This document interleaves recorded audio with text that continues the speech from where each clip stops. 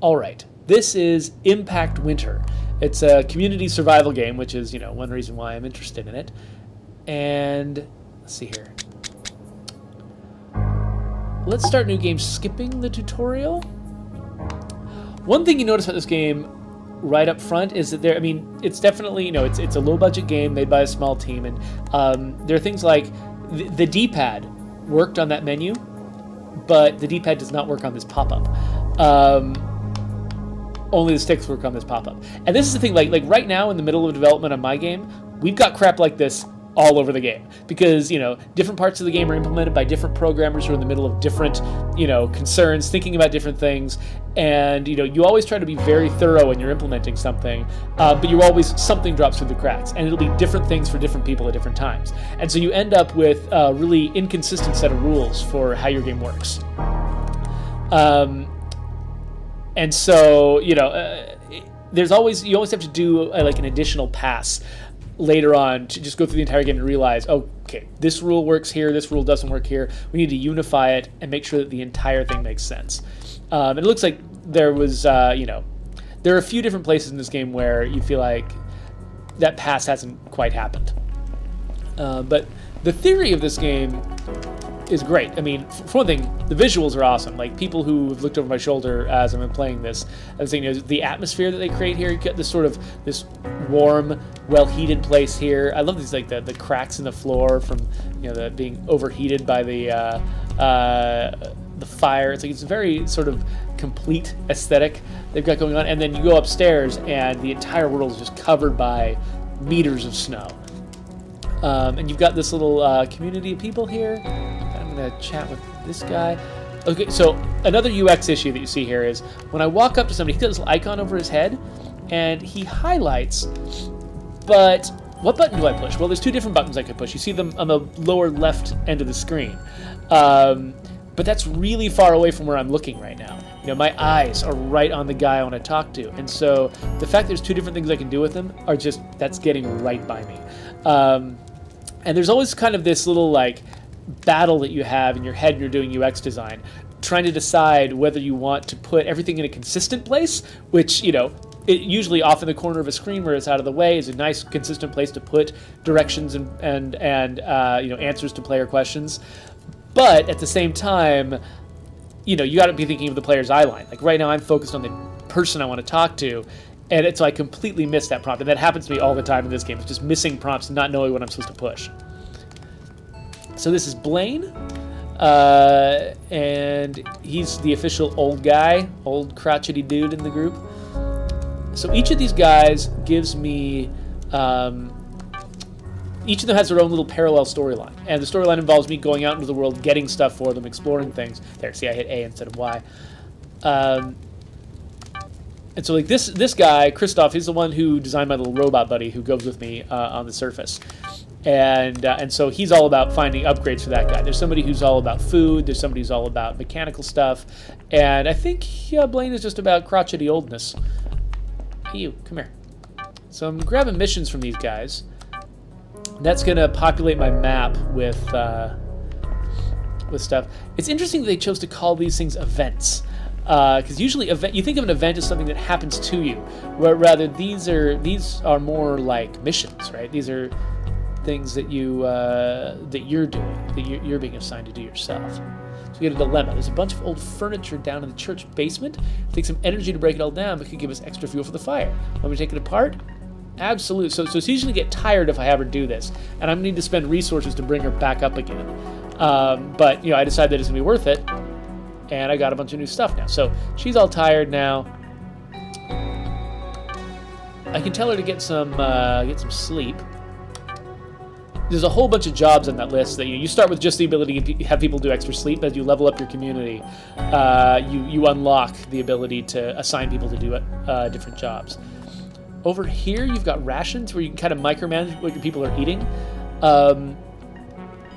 Right now, everybody seems like they're in good shape. And so I think there are benefits to me giving them food, but I haven't quite figured them out yet. It's like I can say, here, you've got canned beans.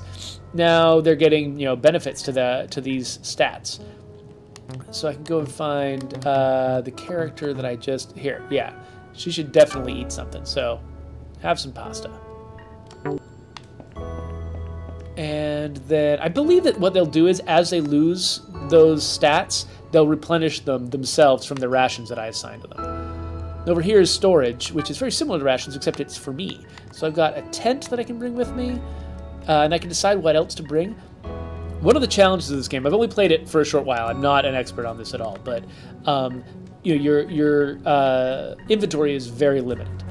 And this is an interesting challenge that we face with State of Decay as well. In fact, your inventory is very limited. When you go out, you want to get certain things and bring them back, and there's this balancing act you have to do. You need to give the player enough room to carry a satisfying amount of gear back home in order to fuel the stuff that's going on here. If you give them too much space, then it just feels like, you're playing Skyrim or something. You're collecting every teapot that you see, and you expect to be able to just take the entire world with you. And so you want there to be the challenge of like figuring out, what am I going to bring, what am I not going to bring. But if you tighten it up too much, players end up having to take too many trips to accomplish anything. So it's like right now, I am motivated to not bring anything with me except that tent. In fact, I never even used the tent so far. Again, I've only played for a very short time because my fear of boredom is about the worst fear that I have when I'm playing a game. And so the last thing I want is to not have enough room to carry all this stuff back in a single trip. Oh yeah, sorry. I just realized I didn't update my Twitch information. So Twitch still says that I'm playing Steven Sausage Roll. Instead, I'm playing Impact Winner. So while the game is loading, let me just update my Twitch information here and tell people I'm actually playing Impact Winner, because I think people will want to know that. So I'll still leave my title that I'm rolling sausage though, because because I like that title. All right. But yeah, if you want to see my video on Steven Sausage Roll, I'll be posting it on YouTube soon. So yeah, so here we are. We're right outside the church. I love this world that they've created. I mean, because you enter everything from upper stories, right? It's like, it is our world in a way, but they make sure that they're really making it distinctive. And decisions like that are cool. Let me move my head over to the side so we can actually see the HUD. And just the look of this, like the rainbow that projects, the sort of lens flare-y rainbow from my robot's light, the way that I'm sort of wading through the snow and leaving a track, the sort of slight vignette around the edges of the camera and the dots on the lens, like, it lends this whole thing this sense of reality that's really cool. You can see, okay, so that's my pause menu. One thing this game does not have is a consistent B to cancel, which just it goes against all of my assumptions as a player. That's another kind of UX issue here. You run across a lot of things at the beginning of the game that you don't have the tools to open yet. Like this, like I'm gonna need some kind of explosive charge. And at the beginning, I passed a little like something encased in ice that I was gonna need a special drill to open. So that's an interesting, it's a cool thing they do is they sort of put a bunch of stuff in your way that say, hey, you can make progress in this game. You can invent things. There's things you can see here you can't do anything with, but you're gonna be able to do more eventually. Keep playing. It's kind of dangling a carrot in front of you. Let's see if I can get up onto this. Oh, so it looks like it's not a searchable vehicle. Too bad. So this is just here to be pretty. So what I'm doing right now is, like, up in my HUD, you can see my little radar is showing me locations of mission relevant locations, things. So one issue that I have, and it could just be that I haven't discovered the feature I'm looking for. I wish I knew which of these markers was which mission, because I don't think that information is available to me. But it could just be I don't know where to look. Makilla asked if I've played the final station. Yes, I have. I really liked that game. It was very exacting. Like, I felt like I had precisely enough resources to barely survive if I did everything exactly right, which was hair-raising but also stressful. It's definitely not, It doesn't fall into the realm of, say, Nuclear Throne or Dead Cells, which are games that I just sort of like can drop into just because I want, just for fun. Like, oh yeah, this game, woohoo! You know, just drop in and have a good time. Like, Final Station's a game that you want to like focus on and like, okay, I'm going to study this and get it right. So again, check out, like, the way you enter this place is by dropping down through a rooftop. So and for some reason, my first button press usually fails, and I'm not sure why. Like, you'll hear the chirp, nothing happens.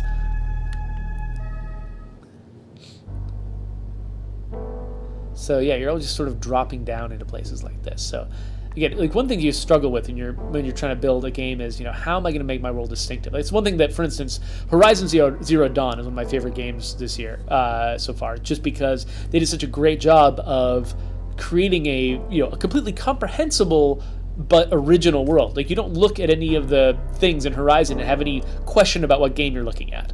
Maybe if you look at a character, you might think it's from another, caveman era game, something like maybe, Ark or something like that. Maybe you get confused. But if once you see one of the monsters, you're like, oh, this is Horizon Zero Dawn. There is no other game that this could be. Yes, tutorials. And so this game is doing a great job of that too. They developed a world where the world is covered in snow, and so they didn't just make a normal world and then put snow on the ground. Like, they came up with a twist on the modern world where things are familiar. You know what they are. You know what a church looks like. You know what a house looks like. But you haven't quite seen them, up to their shoulders in snow before. Yeah, so this is where the game gets interesting, because like almost all of these things. So they don't make the mistake that Sir You're Being Hunted made. At least I saw it as a mistake, where most of the crap that you find in locations was just useless. It's just like, there's no reason to ever have this. They're not doing that. Like, all of these things have some utility in the game. Like, even just as a brand new player to the game, most of it's edible or usable to build things. And so I want all of it. And so I can do that, right? I can, like, grab it all. But look how much of my inventory that took up. That was just one container. And so basically, basic survival in this game, you get the sense that you need a lot of stuff to survive. And so nothing feels like, oh, I should just leave that behind. I should just, do nothing with that. And look, what is this? A wire. Yeah, I'm sure a wire would be very useful. But yeah, so the inventory system is very. So what is this? Oh, that's right. My friend gave me a key. Of course, I'm hitting the A button. It's not doing much. There we go. So if you hit Y, that just quick moves things over. So boom, boom, boom, boom, boom, Y. If I hit A, I grab the thing, and then I decide what to do with it. I get a little menu here. And move means I manually place it in the inventory. And so that means you can play like inventory jigsaw to try to get all of the things into the place.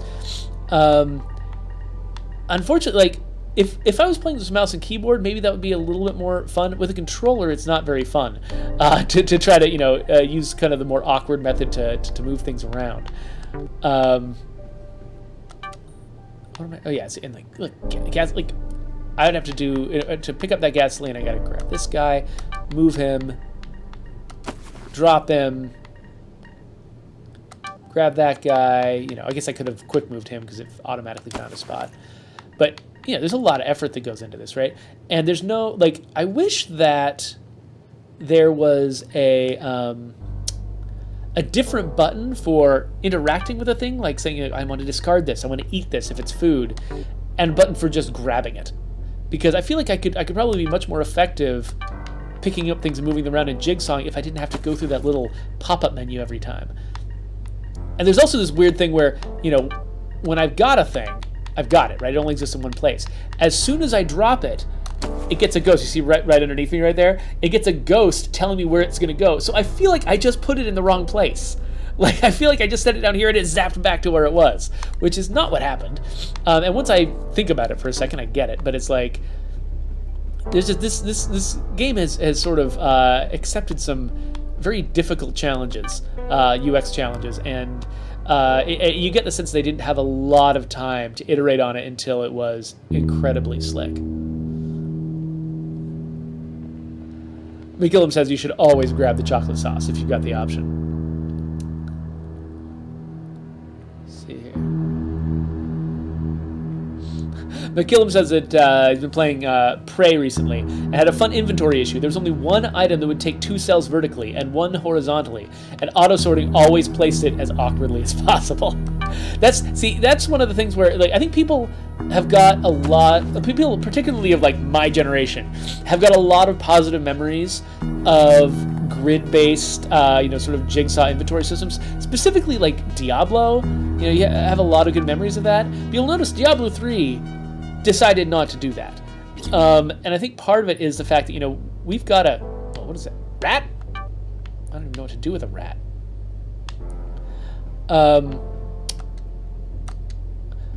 A lot of those positive memories are, again, like the A button wasn't responding. A lot of those positive memories are kind of rose-colored. It's like, for one thing, Diablo was a mouse-only game, and so so you had sort of the best possible control scheme for a grid, and it came out in an era where you kind of expected a higher level of sort of fiddliness with UI, and now we've made so many strides, especially with so many touchscreen games and stuff like that. Like, we've made a lot of strides towards slicker, faster UI, where you kind of get what you want more intuitively. It takes care of a lot of problems for you, and so, like, something from it that you have positive memories of from an older game, if it's not absolutely necessary to make your game work, a lot of times it's going to be the wrong decision. You want to simplify it a little bit, because people's expectations are just different now.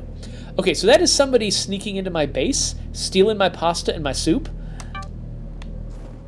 and I'm not sure what to do about that yet. I'm brand new to this game. I have no idea what you do about soup stealers. The roving bands of soup raiders that are underground. Also, I have no idea what this big dotted line is. You see up in the HUD over there? There's a big dotted line here. Circle made out of a dotted line. I don't know what it is. Maybe I'm supposed to scan with my dude? Let's scan. Nothing? Nope. Okay. I don't know what that's for. No idea what that's for.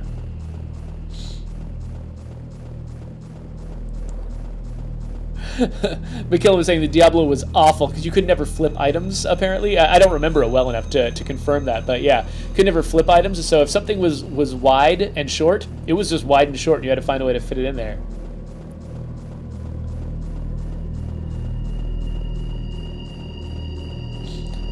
So the thing is, I actually used to be obsessed with this puzzle game when I was a kid, where the entire challenge was fitting crap into a suitcase. Like, that could be really fun. In fact, one of the reasons why I played The Trail, I think, Peter Molyneux's most recent game, the reason I played that game as long as I did was because they had such an interesting inventory jigsaw experience. In fact, I would recommend, if you've got like an iOS device, The Trail is free to play. Totally check it out, because it's such a weird game. The entire game is basically about, you got a character who's marching down a trail, and you're trying to cram as much crap in their backpack as you can, and just maintain the crap in their backpack until they get to the next stopping point. And it's physics based. So you've got this sack, and you've got a bunch of physics objects in the sack, and they're constantly pushing against each other, trying to just start shooting out of the sack. And again, A button not responsive the first time, not sure why. They want to come just bursting out of the sack, and you're kind of like cram them in exactly the right way, and you pile them really high on top of the backpack. They're falling out all the time. You got to pick them up off the road again, and it's like maddening, but also hilarious the entire time you're doing it. And so yeah, so I found that I actually spent a little bit of money on that game. I was completely satisfied with my experience with that game, just because they had this crazy inventory thing. But it was the whole game. That suitcase puzzle game that I used to play. That was the whole game. And so, let's see here. Oh yeah, she's just gonna be completely exhausted. Now let's not clean things. Who needs to clean stuff? Come on. What I need to do is drop off all this gear and go back out there again. There we go. So let's look at my character here. Oh yeah, I'm still doing fine. Yeah, whatever. Okay, B to cancel doesn't work.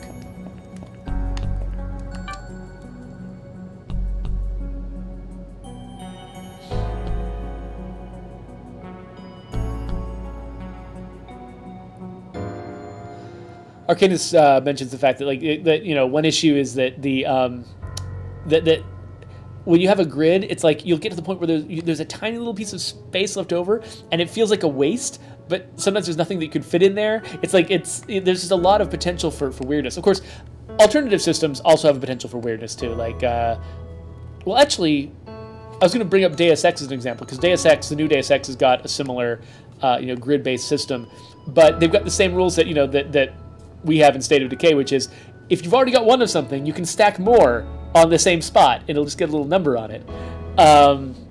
And so, weirdly, the same slot can carry 1 can of soda and also 10 grenades or something like that. That feels kind of weird. So it's one of those places where it's like, we're doing something nice for the player, because like, hey, okay, you've decided that you want to commit to this piece of equipment. Well, you can have a bunch of that piece of equipment, but you can't have a second piece. It's an interesting balance, decision, and it can lead to some cool decision making, in the game. But it's also, it doesn't make a lot of sense.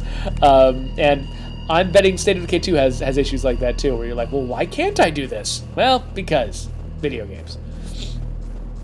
Because it was interesting from a game design perspective, even if it didn't make a lot of sense in real life. So, okay, so my main experience with Impact Winter so far, and I have not played this very far. I know that there's several people that have been playing it on Twitch lately, and so, if there's probably people who played a lot more of it, who understand it better than I do. Oh, hey, look, my trail. Oh, weird. Anyway, there are definitely people who played it more than I have, who probably understand what I'm doing a little bit more. Like, here's the thing. But the way I feel about it is that, I'm out here to get stuff and bring it back home. The missions that I have are mostly about getting stuff and bringing it back home. I can only get a certain amount of stuff at a time. And while I'm not actually sure where I can see my current missions, or if I can. Because the problem I was having was my missions wanted certain things, or if I want to craft something. Like, at least here I can at least see what their recipes are. But see, each of these recipes takes like 4 different things, and I don't know where to find each of them. And so even though what I think it's supposed to feel like is, I'm going out there, I've got like, okay, I want to make some rice and beans, so I need to get some rice, I need to get some dried herbs. And I go out there in the world, I'm going to find some rice and some dried herbs and bring them home. Or I've got a mission where I need to go find somebody's recipe book, bring it home. The problem is, what I find out in the world is just very different from what I'm told I need. Like I'll find just a random smattering of things, and I end up not being able to satisfy my goals very often. And so it ends up feeling kind of like a grind. Like I'll go out there, and I'll get stuff, and I'll bring it back home, and it's not exactly the stuff I need. So I need to go out and get more stuff, and I'm basically I feel like I'm hitting a random number generator again and again, and until finally something comes together, and I get a jackpot. And whoa! What is this? It's a big tower of some kind. Other little issues, like when I hit up on the D-pad, so when I hit it right when I said the word up just then. I hit up on the D-pad. It takes that long for him to respond. There's a lot of just kind of weird little things like that in the UX, where it's like it doesn't quite respond the way you want it to. When you get to when you're following something, yay, bear droppings! I've just collected poop. What was I talking about? Oh yeah, like when I'm trying to chase down one of these icons. Like, see that icon up at the top of my HUD, the little marker. It's in a blue crosshair. I go towards it, and eventually I I feel like I hit a point where, let's see if I can get there. It's flashing, which is just, yeah. It's like it gets swapped out. There's a little edge right here where the icon isn't there, but it hasn't really been fully replaced yet by something else. And so I'm like, oh wait, where'd my icon go? I was just following that icon, and now there's just like a white thing up there, but it doesn't seem like it's the same thing. Like just little tiny touches like that. But so you know, there's definitely some UX criticisms to be made about this game, and there's some flow issues with the exploration. I mean, with the scavenging process, where it feels like it's hard to do something intentionally, but at the same time, they've created this atmosphere and this look that feels really good. And you know, and this game is very granular, where, you know, like in State of Decay, we've got you know, just you collected a rucksack of food, you've got generic food, which is very simple and it's easy to manage. But this game gets a sense of kind of verisimilitude from the fact that, you know what it is that you're burning in your fire. You know what it is that you're feeding to your people. And so there's some like immediacy to that that's really cool. So this game has got a lot to offer the genre. You know, there's and a lot of the things that I am having trouble with, you know, they're not really about the game's design being problematic or something like that.